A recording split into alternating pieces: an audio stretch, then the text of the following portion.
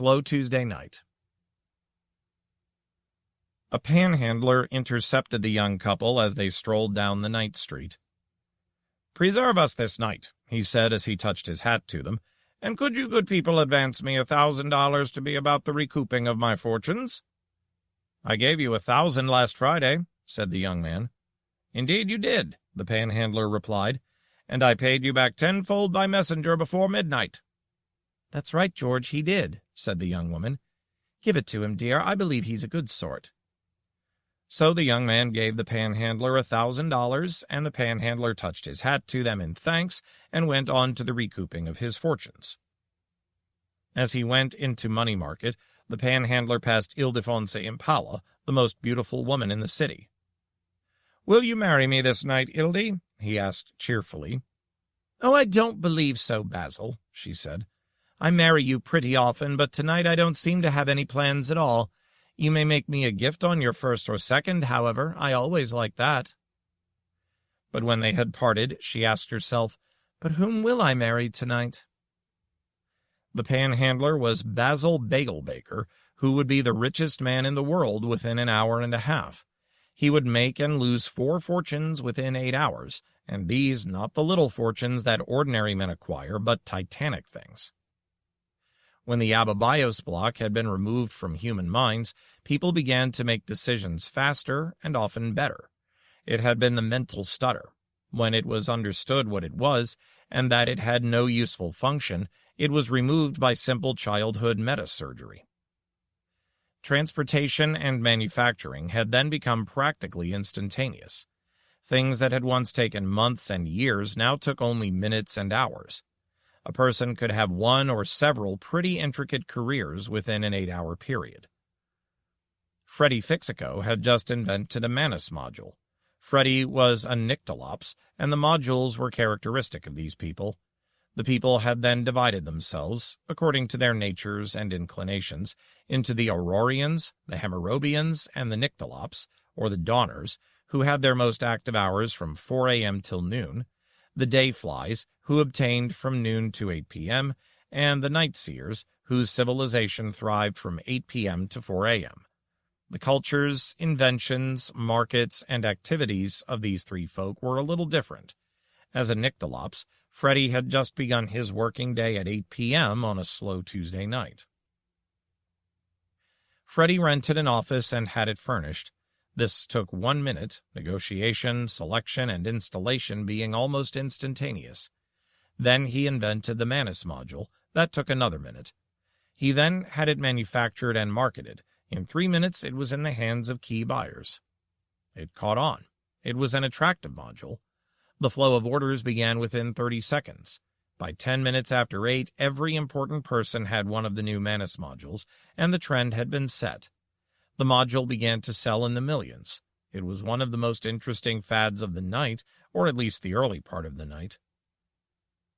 Manus modules had no practical function, no more than had Semeki verses. They were attractive, of a psychologically satisfying size and shape, and could be held in the hands, set on a table, or installed in a module niche of any wall. Naturally, Freddie became very rich. Ildefonsa Impala, the most beautiful woman in the city, was always interested in newly rich men. She came to see Freddie about 8:30. People made up their minds fast, and Ildefonsa had hers made up when she came. Freddie made his own up quickly and divorced Judy Fixico in small claims court. Freddie and Ildefonsa went honeymooning to Paraíso Dorado, a resort. It was wonderful. All of Ildy's marriages were. There was the wonderful floodlighted scenery. The recirculated water of the famous falls was tinted gold. The immediate rocks had been done by Rambles, and the hills had been contoured by Spall. The beach was a perfect copy of that at Mirevale, and the popular drink that first part of the night was blue absinthe. But scenery, whether seen for the first time or revisited after an interval, is stirring for the sudden intense view of it. It is not meant to be lingered over. Food, selected and prepared instantly, is eaten with swift enjoyment, and blue absinthe lasts no longer than its own novelty. Loving, for Ildefonsa and her paramours, was quick and consuming, and repetition would have been pointless to her. Besides, Ildefonsa and Freddie had taken only the 1-hour luxury honeymoon. Freddie wished to continue the relationship, but Ildefonsa glanced at a trend indicator. The Manus module would hold its popularity for only the first third of the night. Already it had been discarded by people who mattered. And Freddie Fixico was not one of the regular successes. He enjoyed a full career only about one night a week. They were back in the city and divorced in small claims court by 9:35. The stock of Manus modules was remaindered, and the last of it would be disposed to bargain hunters among the Dawners, who will buy anything. "Whom shall I marry next?" Ildefonsa asked herself. "It looks like a slow night." "Bagel Baker is buying," ran the word through Money Market, but Bagel Baker was selling again before the word had made its rounds. Basil Bagel Baker enjoyed making money, and it was a pleasure to watch him work as he dominated the floor of the market and assembled runners and a competent staff out of the corner of his mouth. Helpers stripped the panhandler rags off him and wrapped him in a tycoon toga. He sent one runner to pay back 20-fold the young couple who had advanced him $1,000. He sent another with a more substantial gift to Ildefonsa Impala, for Basil cherished their relationship. Basil acquired title to the trend indication complex and had certain falsifications set into it. He caused to collapse certain industrial empires that had grown up within the last 2 hours and made a good thing of recombining their wreckage. He had been the richest man in the world for some minutes now. He became so money-heavy that he could not maneuver with the agility he had shown an hour before. He became a great fat buck, and the pack of expert wolves circled him to bring him down. Very soon he would lose that first fortune of the evening. The secret of Basil Bagel Baker is that he enjoyed losing money spectacularly after he was full of it to the bursting point. A thoughtful man named Maxwell Mauser had just produced a work of actinic philosophy. It took him 7 minutes to write it. To write works of philosophy, one used the flexible outlines and the idea indexes. One set the activator for such a wordage in each subsection. An adept would use the paradox feed-in and the striking analogy blender. One calibrated the particular slant and the personality signature. It had to come out a good work, for excellence had become the automatic minimum for such productions. "I will scatter a few nuts on the frosting," said Maxwell, and he pushed the lever for that. This sifted handfuls of words like chthonic and heuristic and prosemides through the thing so that nobody could doubt it was a work of philosophy. Maxwell Mauser sent the work out to publishers and received it back each time in about 3 minutes. An analysis of it and reason for rejection was always given, mostly that the thing had been done before and better. Maxwell received it back 10 times in 30 minutes and was discouraged. Then there was a break. Ladion's work had become a hit within the last 10 minutes, and it was now recognized that Mauser's monograph was both an answer and a supplement to it. It was accepted and published in less than a minute after this break. The reviews of the first 5 minutes were cautious ones, then real enthusiasm was shown. This was truly one of the greatest works of philosophy to appear during the early and medium hours of the night. There were those who said it might be one of the enduring works and even have a holdover appeal to the Dawners the next morning. Naturally, Maxwell became very rich, and naturally Ildefonsa came to see him about midnight. Being a revolutionary philosopher, Maxwell thought that he might make some free arrangement, but Ildefonsa insisted it must be marriage, so Maxwell divorced Judy Mauser in small claims court and went off with Ildefonsa. This Judy herself, though not so beautiful as Ildefonsa, was the fastest taker in the city. She only wanted the men of the moment for a moment, and she was always there before even Ildefonsa. Ildefonsa believed that she took the men away from Judy. Judy said that Ildy had her leavings and nothing else. "I had him first," Judy would always mock as she raced through small claims court. "Oh, that damned urchin," Ildefonsa would moan. "She wears my very hair before I do." Maxwell Mauser and Ildefonsa Impala went honeymooning to Music Box Mountain, a resort. It was wonderful. The peaks were done with green snow by Dunbar and Fiddle. Back at Money Market, Basil Bagel Baker was putting together his third and greatest fortune of the night, which might surpass in magnitude even his fourth fortune of the Thursday before. The chalets were Switzier than the real Swiss and had live goats in every room, and Stanley Skulldugger was emerging as the top actor imago of the middle hours of the night. The popular drink for that middle part of the night was Glotzenglubber, Eve cheese, and Rhine wine over pink ice. And back in the city, the leading Nyctalops were taking their midnight break at the Toppers Club. Of course it was wonderful, as were all of Ildefonse's, but she had never been really up on philosophy, so she had scheduled only the special 35-minute honeymoon. She looked at the trend indicator to be sure. She found that her current husband had been obsoleted, and his opus was now referred to sneeringly as Mauser's Mouse. They went back to the city and were divorced in small claims court. The membership of the Toppers Club varied. Success was the requisite of membership.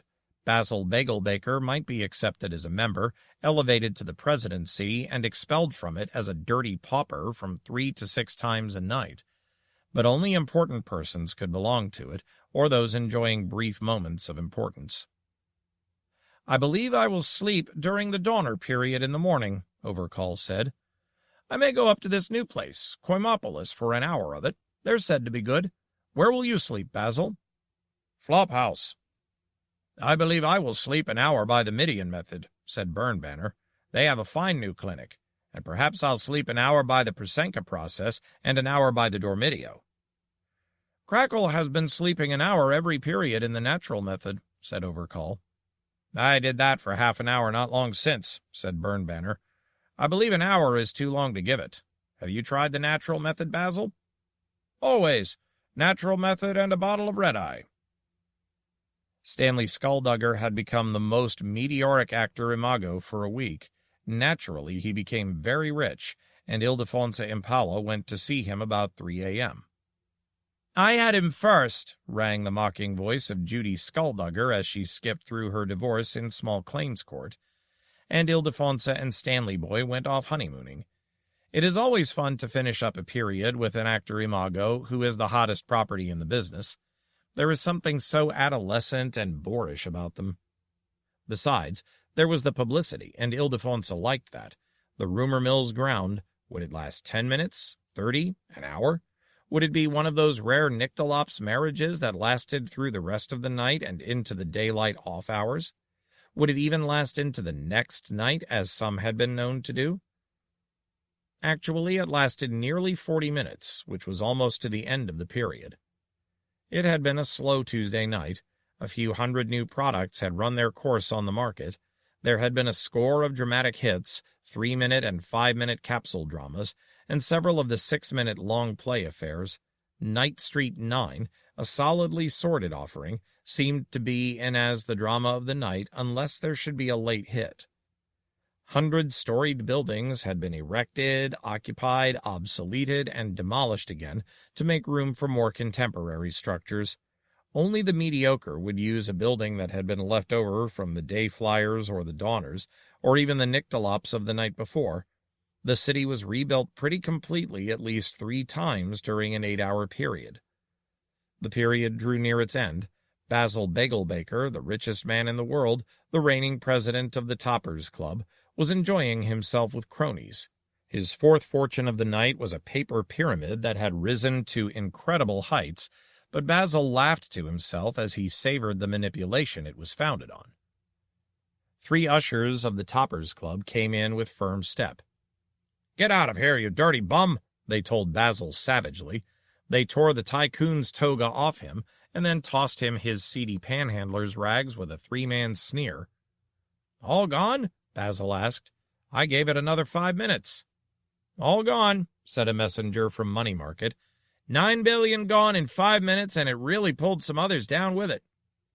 "Pitch the busted bum out," howled Overcall and Bernbanner and the other cronies. "Wait, Basil," said Overcall. "Turn in the president's crozier before we kick you downstairs. After all, you'll have it several times again tomorrow night." The period was over. The Nyctalops drifted off to sleep clinics or leisure-hour hideouts to pass their ebb time. The Aurorians, the Dawners, took over the vital stuff. Now you would see some action. Those Dawners really made fast decisions. You wouldn't catch them wasting a full minute setting up a business. A sleepy panhandler met Ildefonsa Impala on the way. "Preserve us this morning, Ildy," he said, "and will you marry in the coming night?" "Likely I will, Basil," she told him. "Did you marry Judy during the night past?" "I'm not sure. Could you let me have $2, Ildy?" "Out of the question. I believe a Judy Bagel Baker was named one of the 10 best-dressed women during the frou-frou fashion period about 2 o'clock. Why do you need $2? $1 for a bed and $1 for red-eye. After all, I sent you $2 million out of my second." "I keep my two sorts of accounts separate. Here's $1, Basil. Now be off. I can't be seen talking to a dirty panhandler." "Thank you, Ildy. I'll get the red-eye and sleep in an alley. Preserve us this morning." Bagel Baker shuffled off, whistling Slow Tuesday Night. And already the dawners had set Wednesday morning to jumping.